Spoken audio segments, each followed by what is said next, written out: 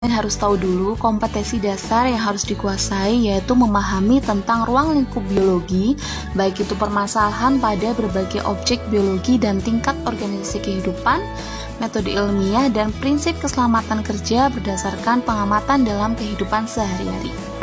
Yang akan kita pelajari yaitu biologi sebagai ilmu, kemudian tingkat organisasi kehidupan, kemudian cabang-cabang ilmu biologi, dan metode ilmiah. Dalam kehidupan sehari-hari sebenarnya kita sudah berhubungan dengan hal-hal yang berkaitan dengan biologi ya. Misalnya setiap hari kita makan, kemudian makanan masuk ke dalam sistem pencernaan, kemudian memberikan energi untuk aktivitas kita. Nah, misalkan kalau kita sakit ya, kita pergi ke dokter, kemudian dokter memeriksa fungsi organ tubuh kita, kemudian kita diberikan obat. Jadi, apa sebenarnya itu biologi? Biologi berasal dari bahasa Yunani yaitu bios artinya hidup dan logos yaitu ilmu.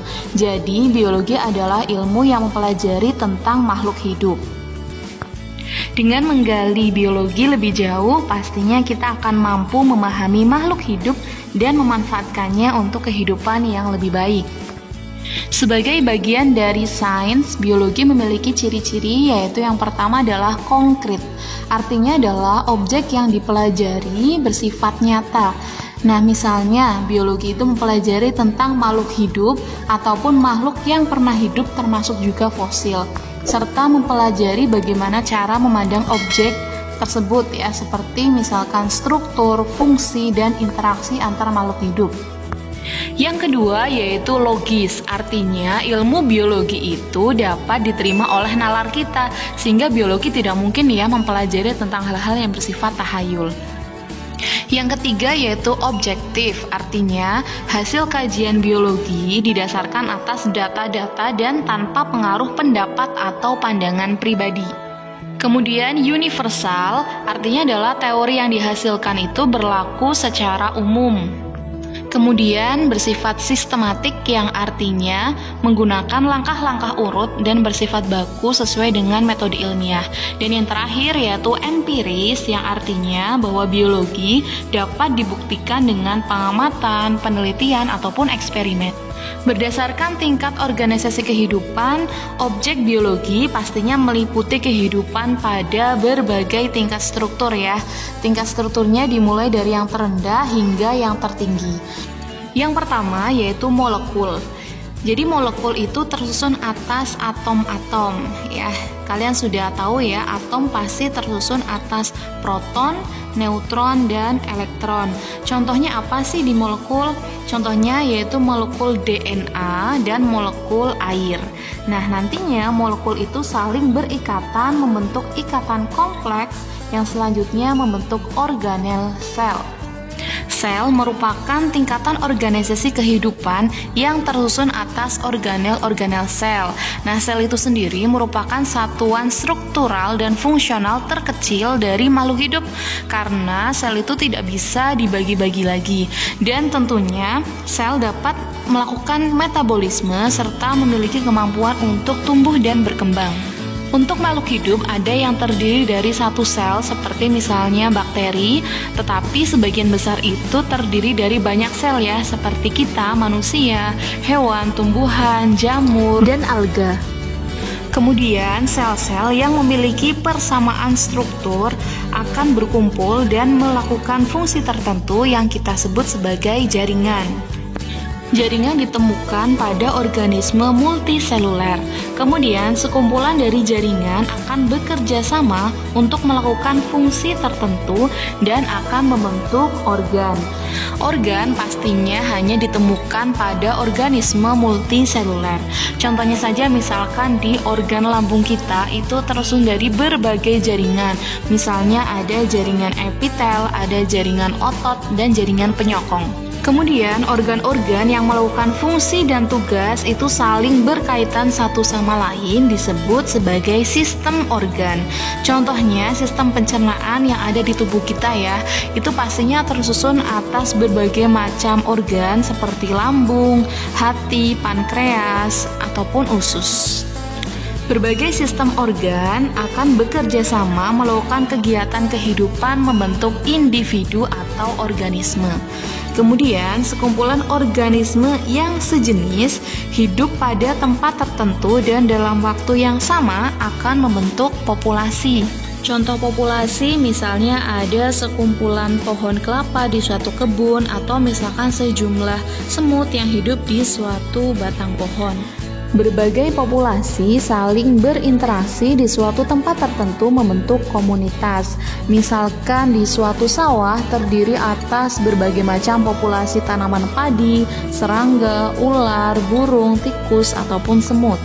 Kemudian ada ekosistem yang merupakan tingkatan organisasi kehidupan yang mencakup organisme dengan lingkungan abiotiknya atau yang tidak hidup dan saling mempengaruhi atau terjadi hubungan timbal balik antara keduanya.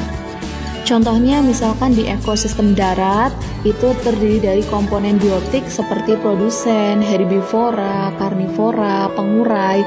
Kemudian ada komponen abiotiknya seperti misalkan tanah, udara, suhu, dan lain-lain. Next ada bioma yang merupakan ekosistem terestrial atau darat yang umumnya dipengaruhi oleh iklim regional. Dan ciri khas dari bioma ini meliputi daerah yang amat luas dan memiliki ciri vegetasi atau tumbuhan tertentu yang dominan. Di permukaan bumi ini terdapat 7 macam bioma, yaitu tundra, taiga, gurun, padang rumput, sabana, hutan hujan tropis, dan hutan gugur. Terakhir yaitu ada biosfer yang merupakan tingkatan organisasi kehidupan yang paling kompleks. Nah, biosfer ini meliputi seluruh lapisan kulit bumi, air, dan atmosfer tempat kehidupan kita berlangsung. Semakin berkembangnya permasalahan yang dihadapi oleh manusia, cabang-cabang biologi juga semakin berkembang pesat. Nah, setiap cabang ilmu dalam biologi ini mempelajari suatu objek secara lebih spesifik ya, dan berdasarkan kriteria tertentu. Misalnya, di tingkat organisasi kehidupan itu ada biologi molekuler yang mempelajari penyusun tubuh makhluk hidup di tingkat molekuler. Kemudian ada genetika yang mempelajari cara pewarisan sifat pada makhluk hidup. Kemudian ada sitologi yaitu mempelajari susunan dan fungsi dari bagian-bagian sel. Ada histologi yang mempelajari susunan dan fungsi jaringan tubuh makhluk hidup. Kemudian ada anatomi yang mempelajari struktur dalam tubuh makhluk hidup. Kemudian ada fisiologi yang mempelajari proses dan kegiatan yang terjadi di dalam tubuh makhluk hidup. Berdasarkan kriteria objek biologi yaitu ada virologi yang mempelajari kehidupan virus dan pengaruhnya bagi makhluk hidup. Kemudian ada mikrobiologi yang mempelajari kehidupan mikroorganisme atau organisme yang kecil dan peranannya bagi kehidupan. Kemudian ada bakteriologi yang khusus mempelajari kehidupan bakteri dan peranannya bagi kehidupan. Kemudian ada mikologi yang mempelajari kehidupan jamur, dan ada botani yang mempelajari kehidupan tumbuhan. Di dalam botani itu dibagi lagi ya, contohnya misalkan ada pteridologi yang mempelajari tumbuhan paku, dan ada briologi yang mempelajari tumbuhan lumut. Kemudian ada zoologi yang mempelajari segala sesuatu tentang hewan dan peranannya. Contohnya juga ada banyak. Misalnya ada ornitologi yang mempelajari kehidupan burung, kemudian ada iktiologi yang mempelajari ikan, kemudian ada entomologi yang mempelajari kehidupan serangga. Berdasarkan kriteria persoalan itu ada ekologi yang mempelajari hubungan timbal balik makhluk hidup dengan lingkungannya, kemudian ada evolusi yang mempelajari perkembangan makhluk hidup dari yang sederhana sampai yang kompleks, kemudian ada imunologi yang mempelajari sistem kekebalan tubuh, kemudian ada taksonomi yaitu mempelajari penggolongan makhluk hidup, dan ada patologi yang mempelajari segala sesuatu yang berkaitan dengan penyakit.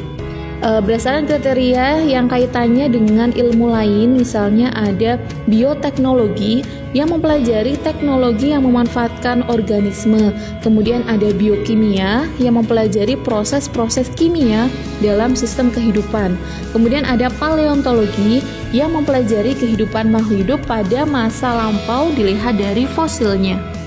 Nah, setelah kalian mempelajari objek biologi dan cabang-cabang biologi, tentunya kalian akan menyadari ya bahwa hampir semua kegiatan kita itu dipengaruhi oleh biologi dan tentunya memberikan peranan dan manfaat yang luar biasa bagi kehidupan kita. Beberapa peranan biologi di kehidupan manusia, misalnya di bidang pertanian, adanya teknik kultur jaringan yang membuat kita bisa membudidayakan tanaman yang langka misalnya dalam jumlah yang banyak dan waktu yang singkat. Dengan adanya ilmu genetika misalnya ya, manusia bisa membuat semangka tanpa biji. Kemudian juga bisa membuat tanaman yang tahan dengan hama.